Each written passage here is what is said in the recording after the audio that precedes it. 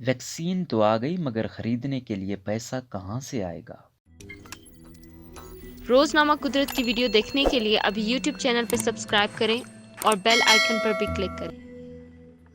Vaccine خریدنے کے لیے اربوں ڈالر کے علاوہ بڑی تعداد میں عملے اور صحت کے انفراسٹرکچر کی ضرورت پڑے گی۔ دنیا بھر میں کورونا کے باعث 13 لاکھ سے زائد ہلاکتوں کے بعد مثبت خبر یہی ہے کہ کورونا ویکسین تیار ہے اور اس کی خریداری کے لیے مختلف ملکوں نے آرڈرز بھی دے دیے ہیں۔ امریکہ کی بائیو ٹیکنالوجی کمپنی موڈرنا، جس کی ویکسین 94% سے زیادہ مؤثر ثابت ہوئی ہے اور اسے 2 سے 8 ڈگری سیلسیس پر 30 دنوں تک محفوظ بھی رکھا جا سکتا ہے، اس کی ایک ویکسین کی قیمت 32 سے 37 امریکی ڈالرز کے درمیان ہوگی۔ یہ کمپنی اس سال کے آخر تک 2 کروڑ ویکسین یونٹ تیار کر کے مارکیٹ میں دے گی، جبکہ اگلے سال کا ہدف 50 کروڑ سے 1 ارب ویکسین کی تیاری کا ہے۔ موڈرنا کو امریکہ نے 10 کروڑ، کینیڈا نے 5 کروڑ 60 لاکھ، برطانیہ نے 5 کروڑ، سوئٹزرلینڈ نے 45 لاکھ ویکسین کا آرڈر دے دیا ہے۔ ویکسین بنانے والی دوسری کمپنی فائزر ہے، جس کی ویکسین 90% تک مؤثر ہے۔ موڈرنا اور فائزر دونوں کی ویکسینوں کے دو ٹیکے 4 ہفتوں کے وقفے سے لگانا پڑیں گے۔ اسے عام فریج کے اندر 5 دن تک محفوظ رکھا جا سکتا ہے اور یہ کمپنی روزانہ 76 لاکھ ویکسین بنا کر بھیجنے کی صلاحیت رکھتی ہے۔ اس کی ویکسین کی قیمت $20 رکھی گئی ہے۔ اسے بھی اب تک امریکہ کی جانب سے 10 کروڑ، یورپی یونین کی جانب سے 30 کروڑ اور جاپان کی جانب سے 12 کروڑ ویکسین کے آرڈرز مل چکے ہیں۔ اب تک کی سب سے سستی ویکسین برطانیہ کی اسٹرازینیکا کمپنی کی ہے، جسے آکسفورڈ یونیورسٹی کے اشتراک سے بنایا گیا ہے، جس کی قیمت $3 سے $4 تک ہوگی۔ اس کی تیاری اور منظوری حتمی مراحل میں ہے۔ اس ویکسین کے لیے امریکہ اور بھارت نے 50 کروڑ، یورپی یونین نے 40 کروڑ، جبکہ برطانیہ، برازیل، انڈونیشیا اور لاطینی امریکہ کے ممالک نے 10 کروڑ ویکسین کی خریداری کے آرڈرز دے دیے ہیں۔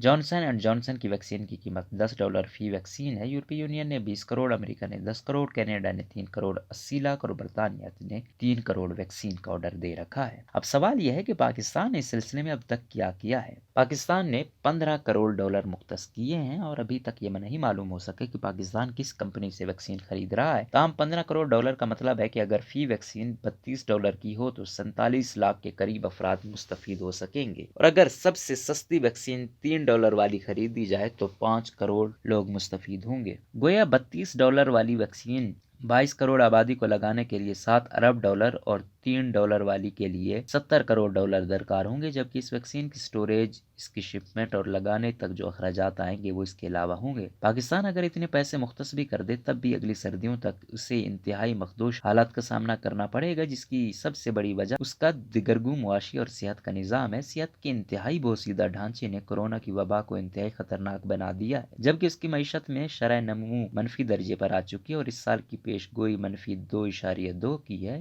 ان حالات میں کورونا سے نمٹنے کا ایک ہی طریقہ ہے کہ پاکستان عالمی اداروں سے کہے کہ اس کے قرضے 1 سال کے لیے معاف کیے جائیں یا پھر ان کی ادائیگیوں مؤخر کی جائیں، کیونکہ کورونا کی وجہ سے پاکستان میں غربت کی شرح میں خطرناک حد تک اضافہ ہو چکا ہے۔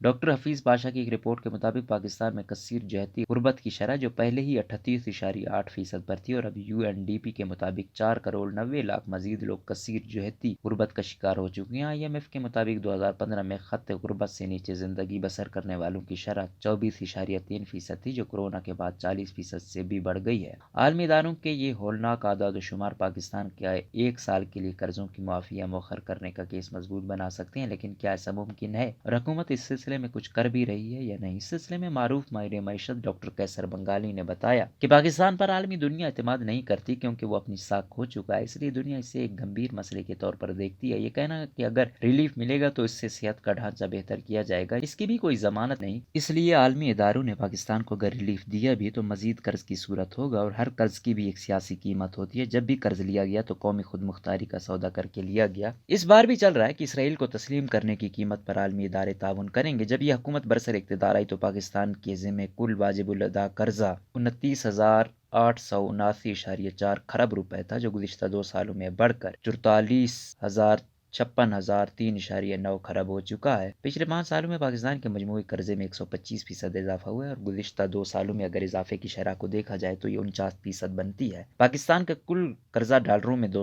$65 है, जबकि मजमूई कौमी पैदावार $248.1 है, जिसका मतलब है कि हमारे कर्जे GDP से बढ़ चुके हैं। माली साल 2019 और 20 में हमारे बैरूनी कर्जे $112.86 पर खड़े हैं। पाकिस्तान का बैरूनी कर्जा उसके GDP का 82% है। बैरूनी कर्जे की शरह भी गुज़िश्ता 5 सालों में खासी बढ़ी है। 2015 में ये $4,770.0 थी, जो जून 2020 में बढ़कर $11,824.5 हो गए। इस तरह उनमें गुज़िश्ता 5 सालों में 52% इजाफा हुआ है। अगर सिर्फ IMF से लिए गए कर्जों को गिना जाए तो ये 5 साल पहले $417.6 थे, जो जून 2020 तक बढ़कर $1,291.5 हो चुके थे। हुकूमत का कुल कर्जा भी गुज़िश्ता 5 सालों में दुगना हो चुका है। 2015 में GDP का 58% था, जो अब 80% तक पहुंच चुका है। वजारत खजाना के साबिक मुशीर और माहिर मईशत डॉक्टर इशफाक हसन खान ने बताया और कहा कि G20 ममालिक ने पाकिस्तान समेत 70 ममालिक के लिए कर्जों की अदायगी मई से दिसंबर 2020 तक मौखर की थी, जिसे अब जून 2021 तक बढ़ा दिया गया है, जिसमें पाकिस्तान को $2 अरब की इंटरेस्ट पेमेंट की बचत होगी। लेकिन ये कर्जे बायलैटरल हैं, जो पाकिस्तान के कुल कर्जों का 52% है। उन्होंने कहा कि पाकिस्तान के ज्यादातर कर्जे मालियाती इदारों के हैं, जिनमें वर्ल्ड बैंक, एशियाई तरक्याती बैंक और IMF के साथ प्राइवेट बैंक और मालियाती बॉन्ड्स भी शामिल हैं। वो कर्जे मौखर नहीं हुए और उनकी शराइत भी यही होती हैं कि उनकी अदायगी हर हाल में करनी है, लेकिन वो तब जब हालात मामूल के मुताबिक हों। कोरोना के बाद गैर मामूली हालात में इसलिए G20 ममालिक ने भी आलमी मालियाती इदारों से कर्जों की वसूली मौखर करने की सिफारिश की। मेरे ख्याल में कम अज़ कम 3 साल के लिए अदायगियाँ मौखर की जाएँ, ताकि पाकिस्तानी मईशत कोरोना की तबाहकारियों से बहाल हो सके और पैसा अवामी सेहत समेत फलाह के दीगर कामों के लिए इस्तेमाल किया जा सके। कोरोना के बायस पाकिस्तान की मईशत इंतहाई ज़बूं हाली का शिकार है। अप्रैल से जून 2020 की सहमाही तक भी पाकिस्तान ने $4.48 अरब कर्जों की किस्तों की बद में अदायगियाँ की हैं। अगर हम सिर्फ पिछले साल अवामी कर्जों की अदायगी की गई रकम को देखें तो ये $10.7 अरब थी। ये रकम रुपए में तकरीबन 1800 अरब रुपए बनती है। अगर एक साल के लिए पाकिस्तान को रिलीफ मिल जाए तो पाकिस्तान के अवाम को समाजी तहफ़्फ़ुज़ और सेहत के अखराजात में 3 गुना इजाफा हो सकता है।